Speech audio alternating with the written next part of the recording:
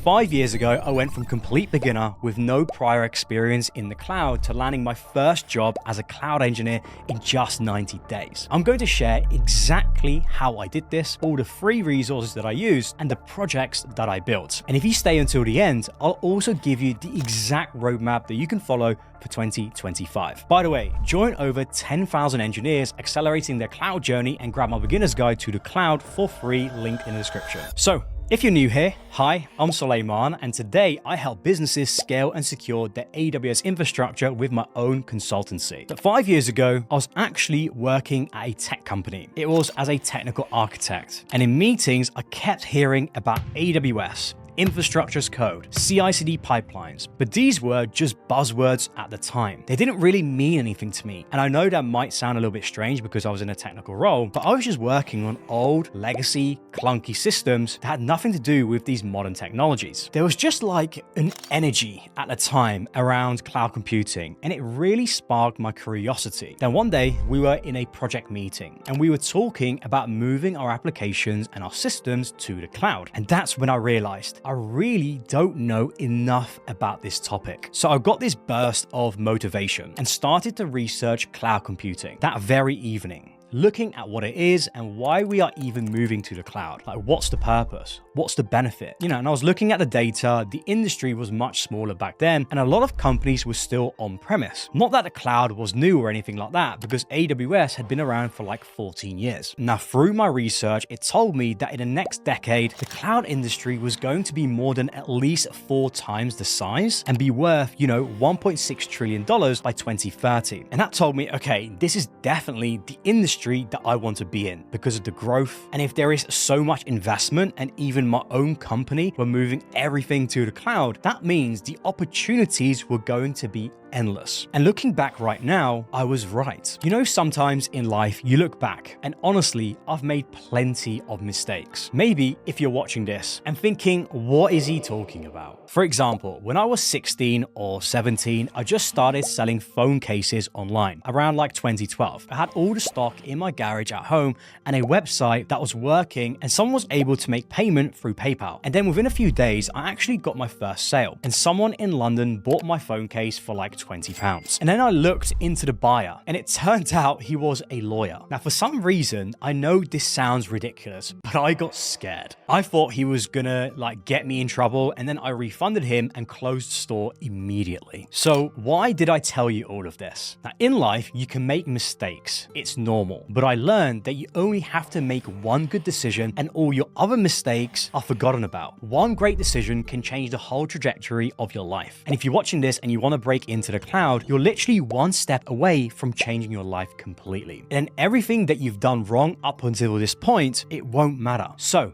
after I researched that evening, I took a big risk. Well, it seemed like a big risk to everyone in my life, my family, my friends, and my colleagues, but for me, it was just another day. I had a good job paying me well enough, but I realized for me to delve in deep into the cloud and fully commit, I couldn't possibly juggle that whilst also running a YouTube channel, so I took a slightly calculated risk and quit my job. I handed in my notice period, which was only like 2 weeks, and I was genuinely so happy. It felt like such a relief at the time because I wanted to learn the cloud and I wanted to do it as fast as possible. Now, you're probably thinking, why did I quit that job when we were moving everything to the cloud? Now, you see, these big corporations, everything moves really slow, especially in the area that I was working at. It needed a lot of project planning, it needed a lot of reviews, it needed a lot of approvals. So that simple application migration would have taken maybe a year, 2 years, because it was such an old system. And we had very old ways of working. Because I wanted to move fast and I knew this is where I wanted to be, I just had to go all in. You see, I had a lot of external pressure, like people telling me that I was making a big mistake, or one of my co-workers said I'd actually be back in my old job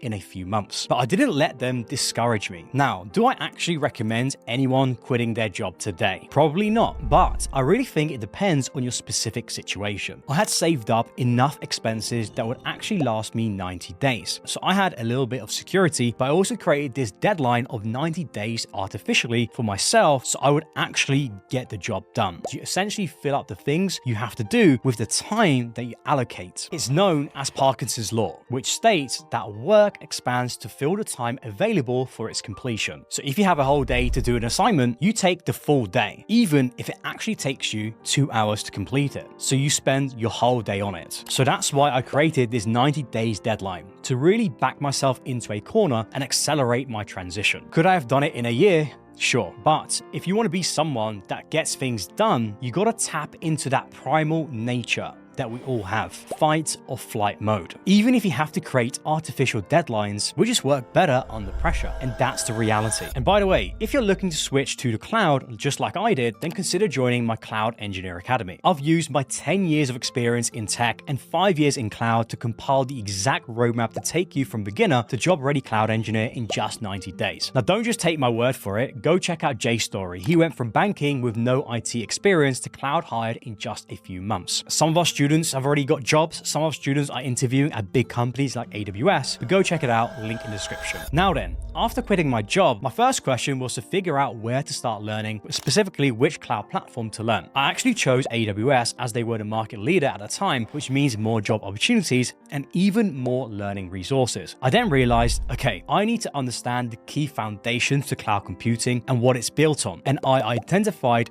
4 key areas. First was networking. I needed to understand how data moves across the internet, how IP addresses work, what a DNS does, and how networks are structured. This knowledge would be crucial for setting up cloud infrastructure correctly. Secondly was operating systems, specifically Linux. Now, most cloud servers run on Linux, so I needed to get comfortable with the command line, doing some basic operations, and also system admin. Third was virtualization. This is the technology that makes cloud computing possible, allowing multiple virtual servers to run on a single physical machine. Now, this concept helped me grasp how cloud platforms work at the fundamental level. And finally, databases. Almost everything that we do in the cloud involves storing and retrieving data. So I needed to understand how both SQL and NoSQL concepts actually worked. I approached learning in a strategic way. I started with the AWS Cloud Practitioner certification, using the free resources from Free Codecamp's YouTube channel. I studied intensely for a single week, focusing on understanding not just what each service did, but why you would even use it. Now, after passing the Cloud Practitioner exam, I felt accomplished, but I quickly learned a hard truth. Certifications alone wouldn't get me a job. In fact, if you're new to the cloud, you are probably not going to like hearing this, especially if you're on the path to get certified. To me, certifications are as good as worthless. Don't think for a moment employers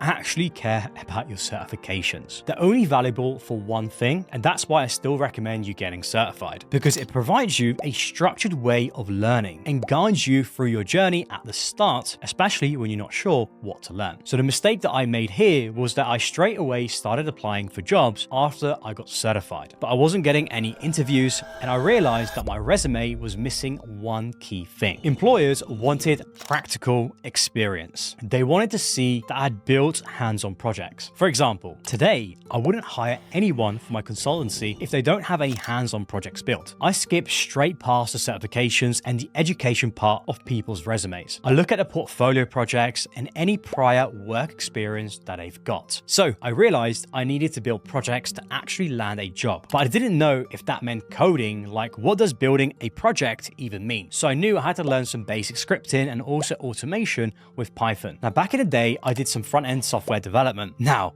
I absolutely hated that role, but it taught me some core programming skills and I already had experience in Python. Now, obviously, it's worth noting that application coding isn't mandatory as a cloud engineer, and I've actually had plenty of colleagues that didn't know how to code at all, but I do recommend coding if you want to have an advantage over other candidates when you come to apply for jobs. In fact, the more you can code, the better you are as a cloud engineer. So you need to learn how to code, but you don't need to learn how to code an application. You're working on the infrastructure level, scripting, automation. So coding gives you a natural advantage over everyone else. And at some point in your cloud computing journey, you also need to learn infrastructure as code. Terraform is one of the most popular IAC tools, and even having programming experience with languages like Bash, TypeScript, or Python will make learning Terraform significantly easier. This is because all of these programming languages share similar concepts like variables, loops, functions. And if you want to learn coding today for free, then go check out Free Code Camp on YouTube. That's how I learned to code. And as I said, I realized I needed to build projects. And my first one involved setting up an EC2 virtual machine, which helped me understand the key concepts like instance types, security groups, and SSH connectivity. I then expanded my knowledge by creating a storage solution that combined Amazon S3 for object storage and Amazon RDS for relational databases. This experience provided practical insights into cloud storage architecture and database management. Now, with my coding skills, I also built a web app and deployed it onto S3 and CloudFront as a static website. Now, I originally built these using the AWS Cloud Console, but as cloud engineers, that's not how we build in the real world. So then I rebuilt every project using Terraform, which I've mentioned before is the most popular infrastructure as code tool. I then rebuilt that web application on different AWS services like Beanstalk, like ECS. And that's how I really learned how to build things practically, by building, rebuilding, tearing things down, breaking things, and rebuilding it using different architectures. That's why I always recommend to people who ask me what project should I build.